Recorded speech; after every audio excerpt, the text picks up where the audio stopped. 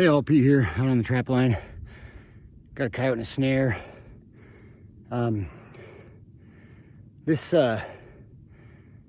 use mini pro locks on my snares, and part of the reason I do that is because I'm not always able to check my snares every day, or in Idaho we have a 3-day check.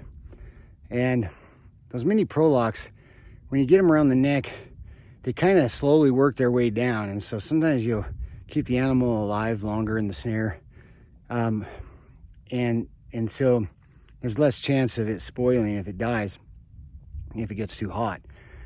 Got a coyote and a snare here, and it actually looks like it's around his body. So what I'm guessing happened is a deer came through and knocked the snare a little bit, and then a coyote came along and stepped through it because the circle might have been a little too big from the deer knocking it around, and it's around his body. So he's alive. So that's what makes this nice, is that he didn't die in the snare and then spoil because it got too hot. I mean, we're down in the 20s at night, but in the days we're 40, 50.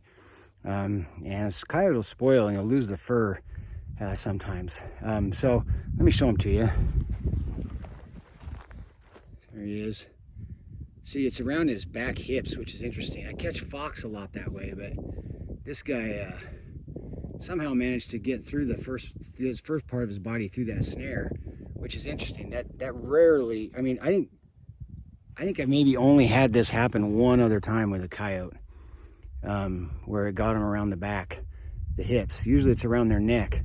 And like I said, those mini pro locks, they can get gummed up easy by fur. But what I'll notice will happen is they'll, get them. There's been times I've gone and checked my snares and I've had him on snared around the neck, and he's just about dead. But you can tell that mini pro lock took a little while. It got gummed up in some fur, and the animal keeps pulling, and eventually it chokes him out. But it keeps, just like I said, I've noticed it seems like it can keep him alive a little bit longer. Now, I know this is very contrary to a lot of snaring, and guys who only snare, like, they put those strong spring locks on them, so that once it's triggered, it almost springs the lock down. They want them dead, but I don't want them to die right away in a snare. I want them to deal with it a little bit, so that if it's a snare out here on this property where I come out Wednesdays, Saturdays, and Sundays, if I catch one Wednesday night, he may not fight that snare hard enough until Thursday night to die or something, and then I get him and I don't lose the pelt.